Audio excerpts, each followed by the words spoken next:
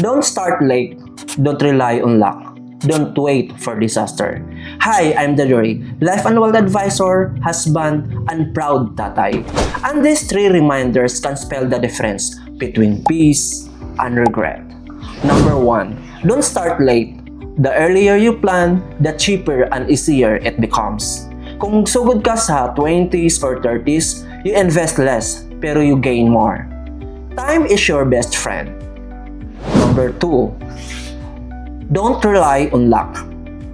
Winning the lottery, waiting for promotions, or depending on miracles is not a plan. Faith is important, yes, pero faith works best when paired with action and wisdom. Number 3, don't wait for disaster. Daghan nagplano pagkahuman na hospital after na baldado or after nawala ang provider. By then, it's too late.